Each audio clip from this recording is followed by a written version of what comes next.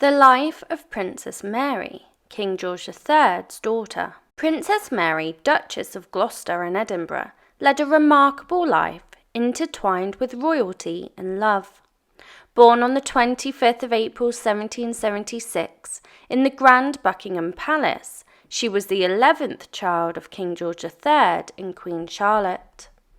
Mary's upbringing was guided by her loving parents, who took an active role in her education and moral development. Despite her reserved and dignified demeanour, Mary was hailed as the most beautiful daughter of George III. Her elegance and charm were showcased when she danced a captivating minuet at the age of 16 during a lavish court ball. As she blossomed into womanhood, Mary made her official debut at court in 1792, captivating the hearts of many. In 1796, love found its way into Mary's life when she met Prince Frederick, a Dutch prince living in exile in London. They fell deeply in love, but their path to marriage was hindered by George III's insistence that her elder sisters marry first. Tragically, in 1799, Prince Frederick succumbed to an infection while serving in the army, leaving Mary devastated. She was granted the honour of entering official mourning for her lost love. As time passed, Mary's life took another turn when she married her first cousin, Prince William Frederick, Duke of Gloucester and Edinburgh. Both in their 40s, they found companionship and happiness in each other's company. Mary became the Duke's devoted wife and shared many memorable years with him. In her later years, Mary witnessed the reign of her niece, Queen Victoria, who became the fourth monarch during Mary's lifetime. She outlived her father and two of her brothers, George IV and William IV, making her longest-lived and last surviving child of King George III. Mary's longevity was a testament to her strength and resilience, and at the age of 81, Princess Mary, Duchess of Gloucester and Edinburgh, passed away at Gloucester House in Weymouth. Her legacy as a beloved member of the royal family, as well as her enduring beauty and resilience, will forever be remembered. Princess Mary, known for her obedient nature, was affectionately referred to as Mama's Tool by her younger sister, Princess Amelia. Their bond was unbreakable, and Mary tirelessly nursed Amelia during her painful illness. Tragically, Amelia's premature death in 1810 left Mary devastated, losing a beloved companion and confidant. Mary's close relationship extended to her elder brother, with whom she shared a mutual disdain for their cousin Caroline of Brunswick, his estranged wife. When Caroline departed for Italy, Mary expressed her relief, congratulating her brother on the prospect of a good riddance. She hoped that Caroline would never return, freeing them from any further encounters. Raised in a sheltered environment, Mary spent most of her time in the company of her parents and sisters. In 1816, at the age of 40, she married her first cousin, Prince William Frederick, Duke of Gloucester and Edinburgh.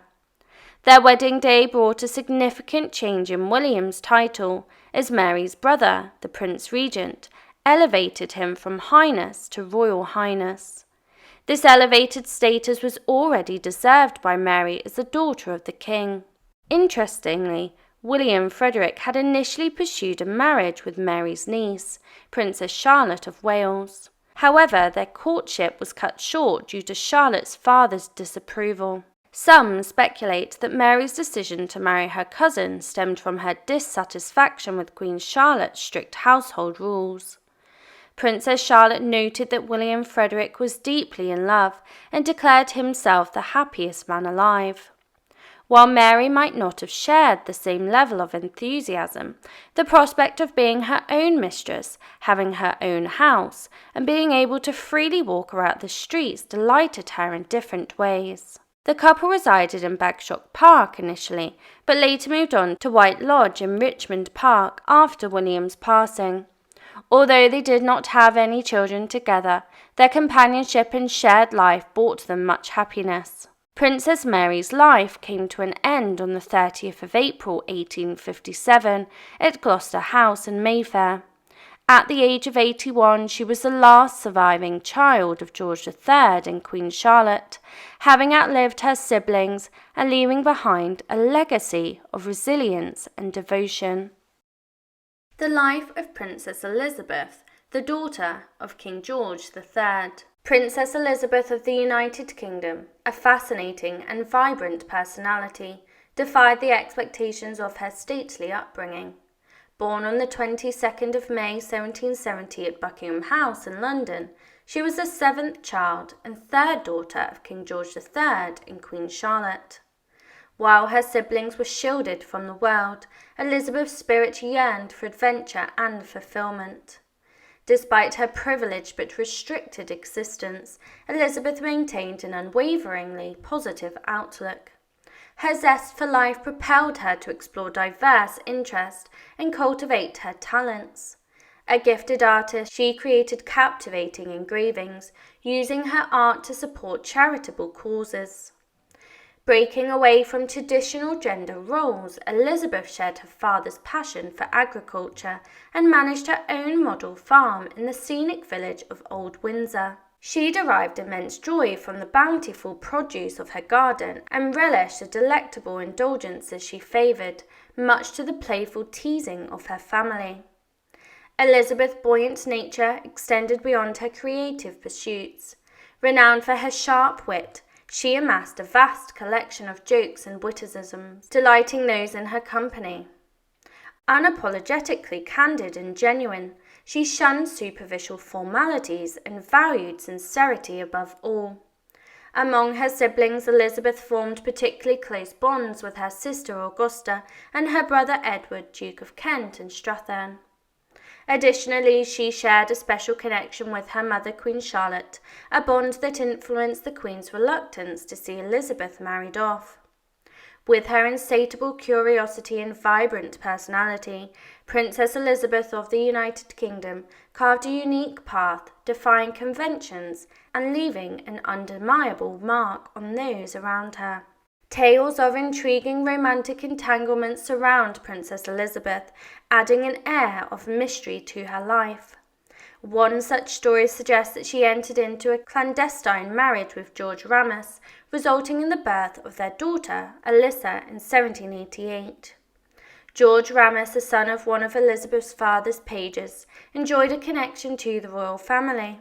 While such union would have been deemed invalid under the Royal Marriages Act 1772, Elizabeth's brothers had also ventured into similar relationship with commoners before later marrying German princesses. Elizabeth's sisters, largely restricted from marrying into royalty, sought love and companionship with equerries and influential courtiers. Elizabeth herself may have been engaged in a romantic relationship with the first Baron of St. Helens, a respected diplomat who held the favour of George III. Despite the 17-year age difference, St. Helens' practical and sharp-witted nature resonated with Elizabeth, who cherished him dearly.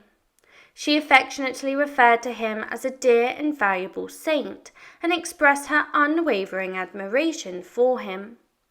Elizabeth's attachment to St. Helens was evident when she was commissioned a portrait of him, while he reciprocated her affections by keeping an enamel miniature of Elizabeth.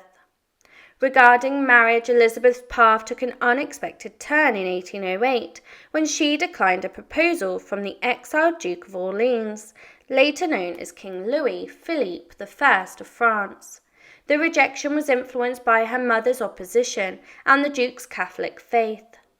However, fate intervened during a grand ball in the British royal court in 1814 when Elizabeth encountered Prince Frederick of Hesse-Homburg, a German noble. Captivated by his dashing presence in his elegant hussar's uniform, she exclaimed, "If he is single, I will marry him."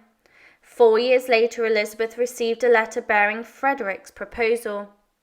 Intrigued and supported by her surviving sisters, she eagerly embraced the opportunity.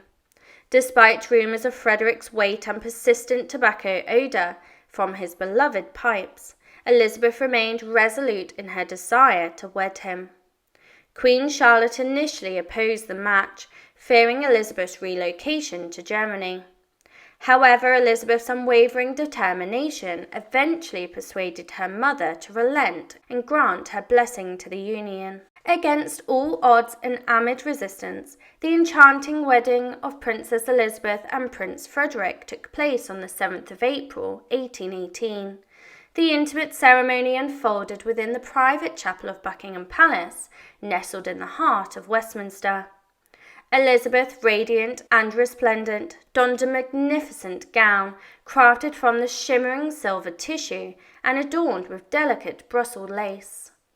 Ostrich feathers gracefully adorned her hair, lending a charm to her appearance. Leading her down the aisle was her second eldest brother, the Duke of York, as her father and eldest brother, the Prince Regent, were regrettably absent due to illness. Following their nuptials, the newlyweds embarked on a honeymoon at the splendid residence of the Prince Regent in Brighton.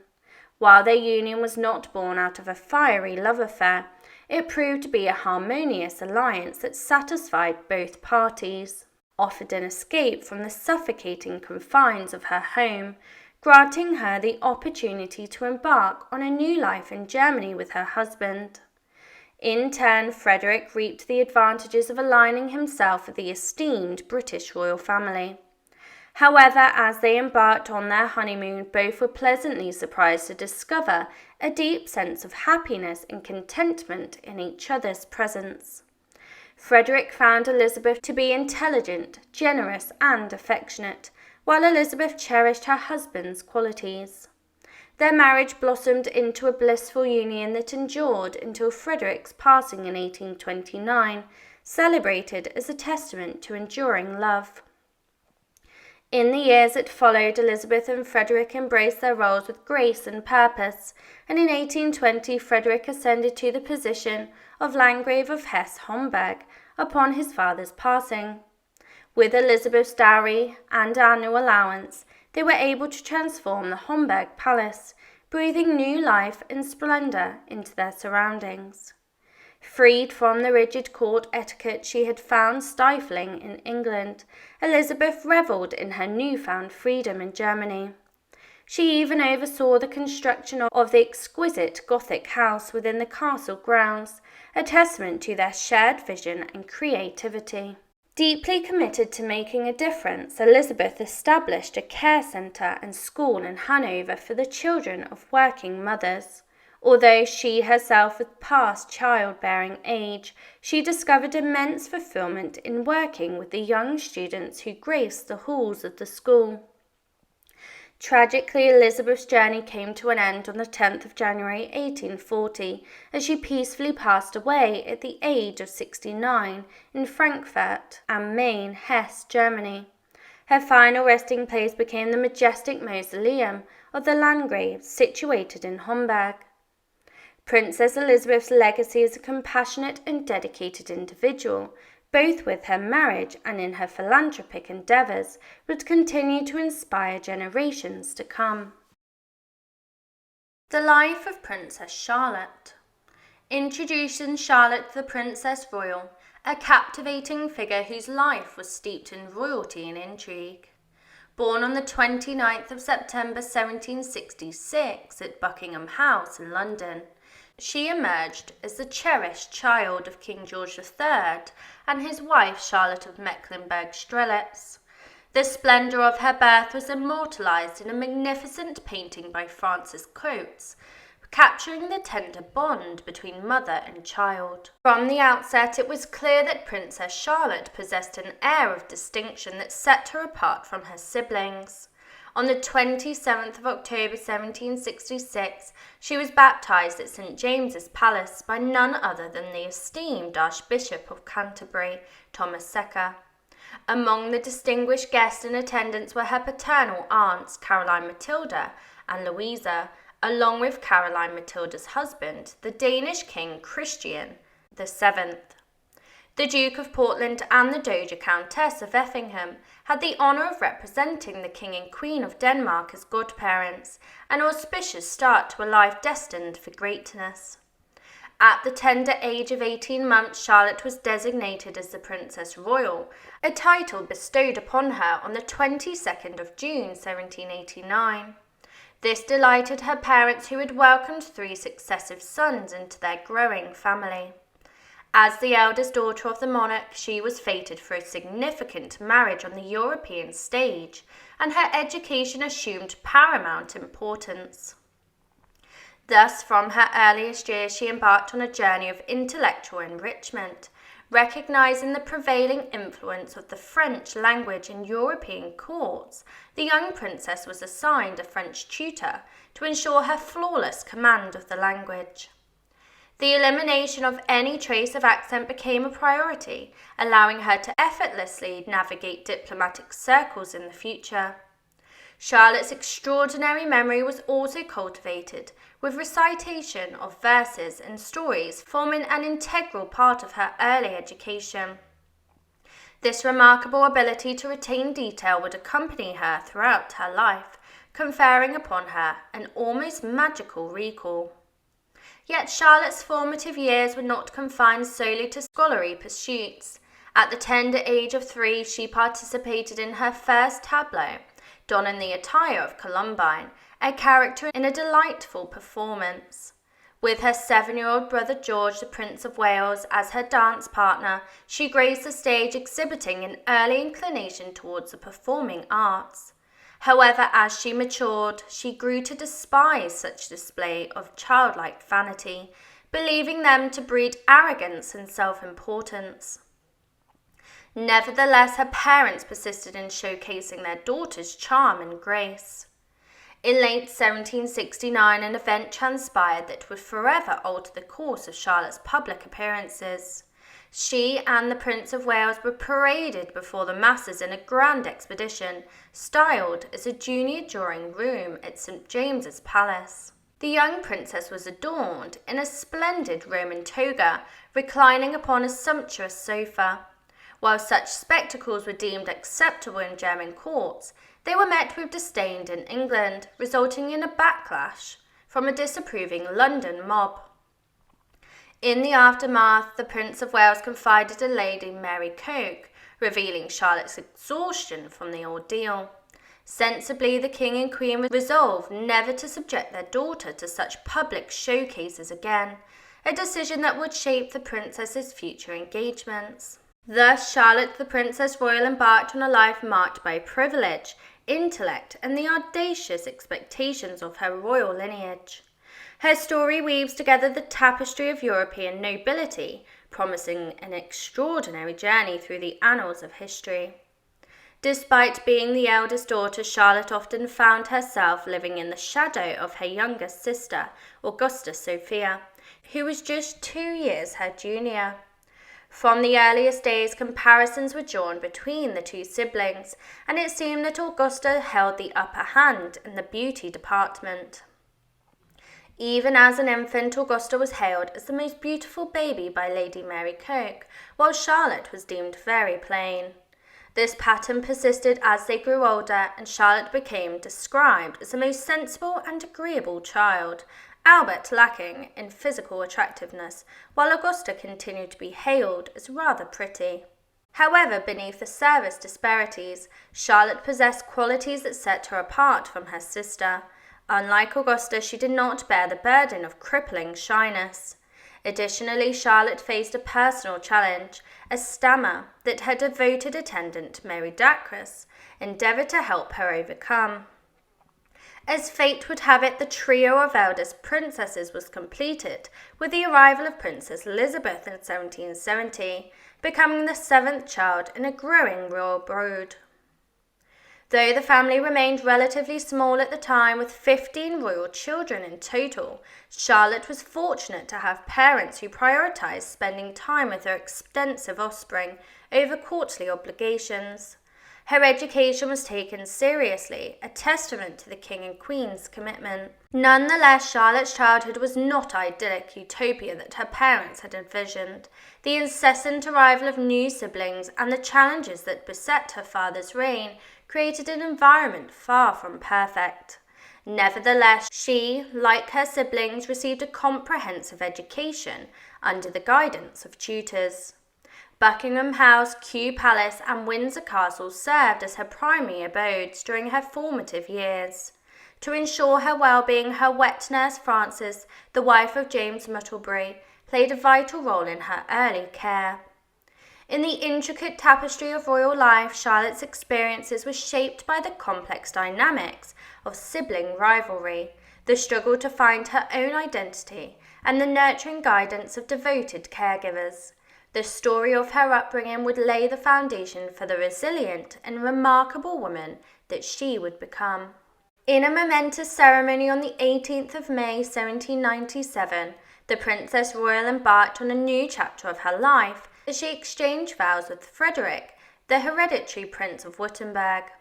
The opulent Chapel Royal at St James's Palace in London bore witness to this union, uniting Charlotte and Frederick, the eldest son and heir apparent of Duke Frederick II Eugenie of Württemberg, and his wife, Margravine Sophia Dorothea of Brandenburg-Schwedt. A twist of fate awaited the newlyweds as Duke Frederick II passed away, elevating Frederick to the position of reigning Duke of Württemberg on the 22nd of December 1797. From his previous marriage to Princess Augusta, the late daughter of Duke Karl II, and Princess Augusta of Great Britain, Duke Frederick had 2 sons and 2 daughters. This familial connection intertwined the British and Württemberg royal families, with Princess Augusta also being the elder sister of Caroline of Brunswick, the estranged wife of the future George IV. Despite the high hopes for their union, the marriage between Charlotte and Frederick produced heartbreak. Tragedy struck when their first child, a daughter, was stillborn on the 27th of April 1798. The weight of this loss cast a shadow over their early years together, and in 1800 the French army invaded Württemberg, forcing the Duke and Duchess to flee to Vienna for safety. The following year, Duke Frederick negotiated a private treaty, surrendering to France. On the 25th of February 1803, he assumed the title of Elector of Württemberg. In a strategic move to secure support from France, he provided a significant auxiliary force to Napoleon, leading to the Emperor recognizing him as the King of Württemberg on the 26th of December 1805. With this accession, Charlotte, the Electress, was formally crowned as Queen of Württemberg on the 1st of January 1806, in a grand ceremony held in Stuttgart, Germany. The political landscape took a dramatic turn as Württemberg seceded from the Royal Roman Empire, aligning itself with Napoleon's Confederation of the Rhine. However, this newfound alliance placed the elevated king at odds with his father-in-law, George III. The British monarch, deeply resentful of his son-in-law's regal title and allegiance to Napoleon, refused to acknowledge Charlotte as Queen of Württemberg in their correspondence. This strained relationship between the two was a reflection of the complex dynamics of power and conflicting loyalties during that era. In 1813, King Frederick made a significant shift in his allegiances, abandoning Napoleon's cause to join the Allied forces. His family ties to the Prince Regent, later George IV, proved advantageous, boosting his standing among the Allies. Following Napoleon's downfall, King Frederick attended the Congress of Vienna, where his royal status was confirmed. However, his reign was not destined to be long-lasting, as he passed away in October 1816, leaving behind a legacy intertwined with the turbulent times of war and political realignments. With the passing of her husband, Charlotte's role transformed into that of Dowager Queen. She chose to reside at the magnificent Ludwigsburg Palace, situated near Stuttgart, where she welcomed visits from her beloved younger siblings. The Duke of Kent, the Duke of Sussex, the Duke of Cambridge, the Landgrave of Hesse-Homburg, and Princess Augusta Sophia graced her with her presence, forming a cherished bond of family. In 1819, Charlotte had the honour of being a grandmother, albeit by proxy, at the christening of her niece, Princess Victoria of Kent, who would later ascend to the throne as Queen Victoria. This joyous occasion held special significance for Charlotte, bridging the gap between generations and reinforcing the enduring ties that bound the British royal family. In 1827, after more than 3 decades away from her homeland, the 60-year-old princess embarked on a momentous journey back to Britain. Her health had deteriorated and she sought medical treatment for dropsy. The introduction of steam on the Rhine provided a convenient means of travel. Setting sail on the 31st of May, Charlotte embarked on the magnificent steamboat Frederick Wilhelm, descending the Rhine with the logistics of her arrival were challenging due to her weight, which made it necessary that she was hosted aboard the Royal Sovereign on a specially crafted chair. Unfortunately, the weather forced the ship to depart from Bath. Upon reaching London, Charlotte took up residence at St. James's Palace, a place filled with memories and history. It is here that she received numerous visits from her extended family and had the opportunity to reconnect with the authorities. A significant farewell visit from the King himself, George IV, marked a poignant moment before her departure. On Tuesday, the 9th of October, Charlotte set sail from England on the Royal Sovereign. However, a fierce storm compelled the ship to retreat to Harwich, delaying her journey. Undeterred by setbacks, Charlotte resumed her voyage on the 14th. After spending a night on board, she continued her journey on the steamboat. Finally, on the 19th of October, she arrived in Frankfurt, where she was warmly welcomed by the King and Queen of Württemberg, as well as the Duke of Cambridge. This joyful reunion served as a reminder of the intertwining of the British and Württemberg connections. On the 24th of October, she returned to Ludwigsburg Palace, her tranquil sanctuary. Tragically, Charlotte's life came to an end within the walls of this palace on the 6th of October 1828.